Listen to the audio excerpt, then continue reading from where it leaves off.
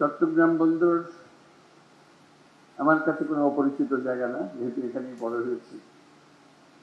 ছাত্র অবস্থাতেও এখানে এসেছি জাহাজ দেখার জন্য, এবং যখন জাহাজ থেকে মাল খালাসের দৃশ্য, সেই দৃশ্য ভিন্ন জিনিস। খোলের ভেতরে গিয়ে মাথা করে বস্তা বস্তা উপরে ওঠাচ্ছে, তারপরে ক্রেন আসলো, ক্রেন দিয়ে পরবর্তী পর্যায়ে, সেই পর্যায় থেকে চট্টগ্রাম বন্দর আজকে বর্তমান পর্যায়ে এসছে। কিন্তু বরাবরই দুঃখ, এটার পরিবর্তন এত শ্লথ কেন? দুনিয়ার সব দিকে পাল্টে যাচ্ছে, আমাদের এখানে এটা পাল্টায় না কেন? এটা আজকের প্রশ্ন না। একজন চট্টগ্রামবাসী হিসেবে এই পথে আসা যাবার ক্ষেত্রে দেখা হয়, বিশেষ করে যখন গাড়ি চলে না, আটকে যায়, কি হলো, ট্রাক ভর্তি রাস্তা, মাল খালাস করতে পারতেছে না, এদিকে প্লেন মিস করে ফেলছি, এই দুর্ভাবনা। কাজে এটা সম্বন্ধে চিন্তা না করে উপায় নেই। কথাবার্তা বলেছি, মাঝে মাঝে লেখালেখি করেছি এটা নিয়ে। এবার যখন সুযোগ পেলাম, প্রথম দিন থেকেই চেষ্টা করছি যে এটার দিকে নজর দেওয়া, এটা কিভাবে এটা পরিবর্তন করা যায়। তার জন্য প্রথম দায়িত্ব দিলাম লুৎফেসের দিকে, যেটা তোমার দায়িত্ব, যেমনি পারো মারিয়ে ধরে যাই করে পারো এটাকে সোজা করতে হবে, এটাকে একটা সত্যিকার বন্দর হিসেবে তৈরি করতে হবে। আমরা খুবই ইমপ্রেস যে যেগুলো ছবি দেখালো, ভালো লাগে, গর্ব লাগে যেটা বলি। কিন্তু দুনিয়া তো এখানে আটকে নাই, দুনিয়ার থেকে বহু দূর চলে গেছে। দেখার সময় মনে হলো যে এটা স্প্লিট স্ক্রিন হলে ভালো হতো। এক পাশে আমরা চট্টগ্রাম বন্দর বর্তমান এবং বিশ্ব বর্তমান পাশাপাশি দেখলে তখন বোঝা যেত যে আমাদের দূরত্বটা কোথায়। আমরা অনেক পিছিয়ে, এবং এই পিছিয়ে থাকার জন্য খুব বেশি দুঃখ দেখি না কারো। নানা ছোটখাটো জিনিস নিয়ে ঝগড়া করে, এখানে গোলমাল, ওখানে গোলমাল। এটা তো সার্বিকভাবে যেটা বিরাট পরিবর্তন দরকার, এটা কারো খুব গরজ আছে বলে মনে হয়। তো সেই জন্যই খেলাখেলি করছিলাম, বারে বারে লুৎফুকে পাঠাচ্ছিলাম। তো জামানের সঙ্গে পরিচয় হয়ে তার সম্বন্ধে মিরাজ মেরাজ জামান চেয়ারম্যান সাহেব, তার কথা শুনে একটু আশ্বস্ত হলাম যে একটা লোক আছে পেছনে লেগে আছে। তো আমাদের দরকার হলো তার একটু সাহায্য করা। ছাত্র শাখাওয়াতকে বললাম যে আমি এক করতে শুনতে চাই না, সব এটার পেছনে থাকো, এটা অমুক তারিখের মধ্যে এগুলো সব দিয়ে দিতে হবে বন্দর ব্যবস্থাপনার যারা পৃথিবীর সেরা যারা, তাদের হাতে দিয়ে দিতে হবে, যেভাবেই হোক। মানুষ যদি রাজি না থাকে তাদেরকে রাজি করাতে হবে, মানুষকে রাজি করে করার দরকার নেই, রাজি করেই করতে হবে। এমন এমন একটা বিষয়, এটা পুরো পুরো জিনিসটা শুনলে রাজি হওয়ার কোনো কারণ নেই, সবাই চায় তার ভালো হোক। না বুঝার কারণে যে মনে হলো যে না আমার ক্ষতি হবে, ওইটা হলে ভালো হবে না, ওটা তো আমাদের ছিল, খেতে কেন দিচ্ছেন, এসব কথা আছে। যখন দেখবো যে না এটা সবার জন্য ভালো হবে, তাহলে আমার আপত্তি নেই। তা আসার আগে আবার পাঠালাম আশিককে, যে যাওয়া একটু ব্যাখ্যা করো সবার কাছে যে আমরা কি করতে চাচ্ছি, কেন চাচ্ছি। সেও চেষ্টা করলো। আমার এই চিন্তাটার কারণটা হলো, বাংলাদেশের অর্থনীতি যদি পাল্টাতে হয়, পাল্টাতে হবে, হয় অবকাশ নেই, আমাদেরকে পাল্টাতে হবে। কারণ চট্টগ্রাম বন্দর হলো ভরসা, এটাকে বাদ দিয়ে বাংলাদেশের অর্থনীতি নতুন কোনো পাতা, নতুন কোনো অধ্যায়ে প্রবেশ করার কোনো সুযোগ নেই।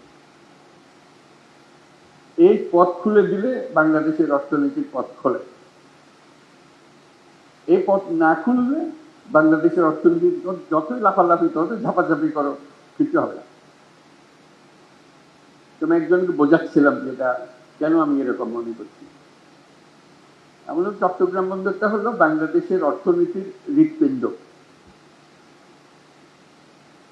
এই হৃৎপিণ্ড যদি দুর্বল হয় তুমি ডাক্তার বৈদ্য সবকিছু আনো, মেরামত হবে, কিন্তু চলে না। ছোট্ট একটা হৃৎপিণ্ড, তার মধ্যে হলো রোগাক্রান্ত। এই হৃৎপিণ্ডকে তুমি যতই ঠেলাঠেলি করো, ভিতরে বেশি রক্ত সঞ্চালন হবে না। এই যদি আমরা একমত হই যে বাংলাদেশের অর্থনৈতিক হৃৎপিণ্ড হলো চট্টগ্রাম বন্দর, তাহলে ওটার যে সাইজের বন্দর আছে, যে সাইজের হৃৎপিণ্ড আছে, ওই সাইজের চলে না। এই হৃৎপিণ্ড বিশ্ব সাইজের হৃৎপিণ্ড করতে হবে, তাহলে এটা পাম্প হবে, সেটা সারা বাংলাদেশ জুড়ে সেটা সচল হবে। এখান থেকে অর্থনীতি সচল হয়ে না তার নারী দিয়ে উপরের দিকে যাবে,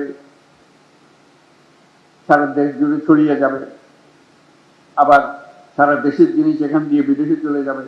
এটি হলো হৃৎপিণ্ডের কাজ, এটি হলো বন্দরের কাজ। বন্দর আরো আছে, কিন্তু এটা হলো একেবারে কেন্দ্রীয়, সবচেয়ে বড় যে জিনিসটা। এখান থেকে সমস্ত কিছু নিয়ন্ত্রিত হবে। কাজে আমরা বললাম যে পৃথিবীর সারা বন্দর ব্যবস্থাপক যারা আছে তাদেরকে ডাকো। দেখলাম যে আগেই ডাকা হয়ে গেছে, কিন্তু কাজটা হচ্ছে না। আমি বারে বারে সবার কাছে আবেদন করছি, এটা তাড়াতাড়ি করে হবে। যত দিন যাবে আমরা এই হৃৎপিণ্ডকে আর ওইভাবে স্থাপন করতে পারবো না। আমাদের যে সুযোগ আছে, এই সুযোগে আমরা হৃৎপিণ্ডকে ওই সাইজে, যে সাইজে আমরা কল্পনা করি বাংলাদেশের অর্থনীতি দাঁড়াবে, বাংলাদেশের ভবিষ্যৎ পরিবর্তন হয়ে যাবে, এটা পরিবর্তন না করে বাংলাদেশের কোনো অর্থনৈতিক পরিবর্তন সম্ভব না। কাজে আমাদের কাছে এটা পেছনে যেতে হবে। এবং তার সঙ্গে আবার যোগ করলাম, এটা শুধু হৃৎপিণ্ড বাংলাদেশের জন্য না, আশেপাশের দেশগুলোর সঙ্গে সংযুক্ত। যে কারণে নেপালের কথা বললাম, ভুটানের কথা বললাম, সেভেন সিস্টার্সের কথা বললাম, সবার জন্য হৃৎপিণ্ড একটাই। নেপালের জন্য হৃৎপিণ্ডই নেই, কাজে আমাদের হৃৎপিণ্ড দিয়ে তাকে চালতে হবে। আমরা তাকে সেই সংযুক্ত করতে চাই, এটা আমাদেরও লাভ, তাদেরও লাভ, আমাদেরও লাভ। এটা এমন নয় যে তাদের মেহেরবানি করি, মেহেরবানি দিতে না। এই হৃৎপিণ্ড যদি সংযুক্ত হয়, সেও লাভবান হবে, আমরাও লাভবান হব। ভুটান যদি এটার সঙ্গে সংযুক্ত হয়, সেও লাভবান হবে, আমরাও লাভবান হব। সেভেন সিস্টার যদি এটার সঙ্গে সংযুক্ত হয়, তারাও লাভবান হবে, আমরাও লাভবান হব। এই হৃৎপিণ্ডকে বাদ দিয়ে চললে যারা এটাতে বাদ দেবে তারা ক্ষতিগ্রস্ত হবে। রক্ত সঞ্চালন হবে না সেখানে, অর্থনৈতিক সঞ্চালন হবে না সেখানে। এটা আমাদের কারো কাম্য না, তাদেরও কাম্য না, আমাদেরও কাম্য না। আমরা চাই যে সবাই মিলে আমরা এই বন্দর থেকে এই সঞ্চালনটা পাই, শক্তিটা পাই, অর্থনৈতিক শক্তি জেগে ওঠে। আমরা যে আজকে চট্টগ্রাম বন্দরের কথা বলছি, এখানে স্ক্রিনে আমরা দেখছি বন্দরের পরিস্থিতি। আমাদের মতো দেশে আমরা তো একটা বন্দর নিয়ে কথা বলছি, কয়েকটা টার্মিনাল নিয়ে কথা বলছি, তার এরকম 20টা 30টা বন্দর টার্মিনাল ভরে আছে, একদম বিশ্বমাপের, বিশ্ব সাইজে বন্দর এগুলো। সেখান থেকে তাকালে আমাদের কি খুব ক্ষীণ মনে হয়। এই হৃৎপিণ্ড দিয়ে তো রোগী বেশি দিন টিকবে না, টেকানো যাবে না। কাজে এটাকে শক্তিশালী করতে হবে, এমন শক্তিশালী করতে ক্রমাগত ভাবে এটা শক্তিশালী করতে হবে। একবার শক্তিশালী করে দিয়ে ওখানে টিটান দিয়ে হবে না। তো সেখানেই আছে আমাদের চ্যালেঞ্জ। তো যে টিমের কথা বললাম আমরা, লুৎফে, সাকাওয়াত, আসিফকে ওর মধ্যে ঢুকালাম, আর যারা এখানে বন্দর কর্তৃপক্ষ, চেয়ারম্যান, তারা সবাই মিলে একটা বড় টিম, যেটা এই পরিবর্তনকে সম্ভব করে। মাঝে মাঝে প্রশ্ন শুনি যে বিদেশিকে দিয়ে দেওয়া হচ্ছে। আপনারা ইন্ডিয়াতে স্বাস্থ্যের জন্য যান না, দলে দলে যান, যখন বন্ধ করে দিয়েছে হাহাকার হচ্ছে, কেন যেতে দিচ্ছে না? দেখছি আমরা এখানে স্বাস্থ্য নাই, স্বাস্থ্যের জন্য শুধু যান। কাগজ চলে দেখা যায় নেতারা সিঙ্গাপুরের চিকিৎসার জন্য যাচ্ছে। ব্যাংককে চিকিৎসার জন্য যাচ্ছে, কিন্তু বন্দর না না এখানে আর কেউ আসতে পারে না। ভাই আমাদের চিকিৎসার দরকার, তো এই হৃৎপিণ্ডের চিকিৎসার দরকার, তাহলে বিদেশি ডাক্তার আনতে হবে, তো উপায় নাই আমাদের। আমাদেরকে সবচেয়ে সেরা চিকিৎসক এটার পেছনে দিতে হবে, যাতে এই হৃৎপিণ্ড বিরাট আকারে আমাদের বানিয়ে দিতে পারে, কোনো সমস্যা যেন আমাদের না হয় কোনো কাজ। এই হৃৎপিণ্ড ক্রমাগত মজবুত হবে, ক্রমাগত শক্তিশালী হবে, ক্রমাগত বৃহত্তর হবে। সেটার নামই তো হলো জাতি।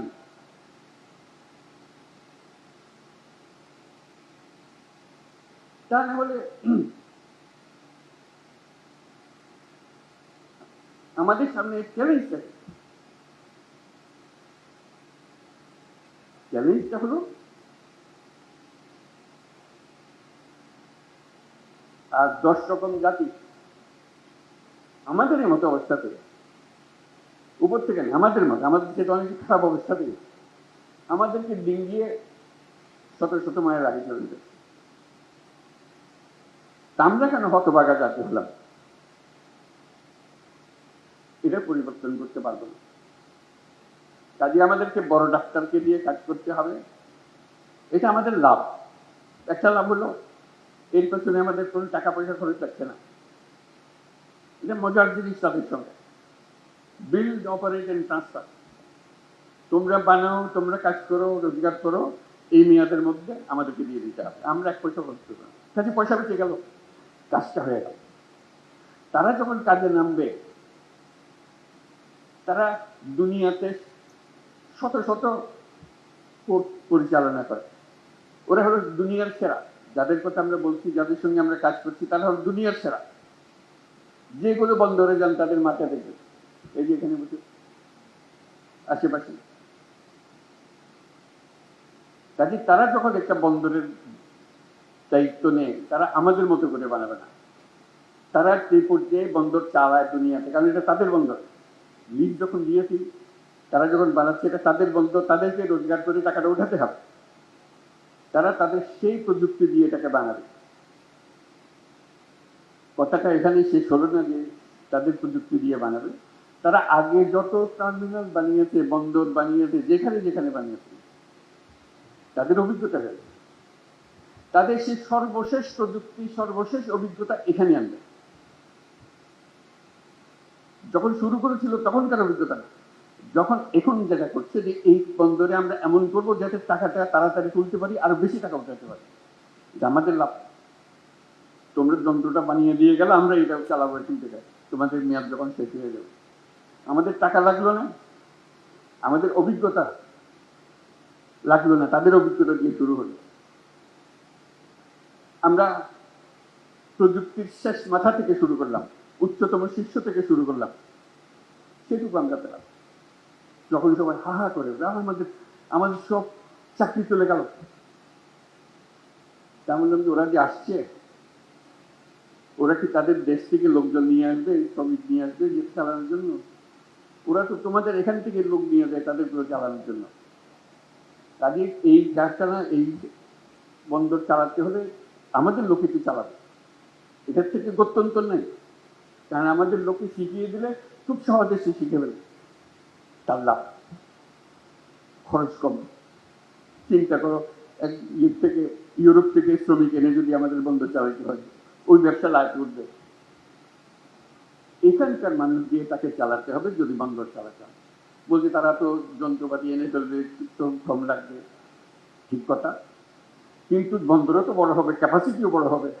কাজে যেখানে আগে 1 জন লাগতো, এখন বন্দর বড় হওয়ার ক্ষেত্রে 5 জন লাগবে। প্রযুক্তি সত্ত্বেও সেটা রয়েছে। আমার দৃষ্টি সেটা না, সেই যুক্তিতে আমি বলি না যে হ্যাঁ চুক্তি। আমি বলি যে যদি 5 বছর লাগে, আজকে কন্ট্রাক্ট দিয়ে দিলাম, শুরু করে দিলাম, 5 বছর লাগলো এটাকে বন্দর হিসেবে পরিচালনা করতে,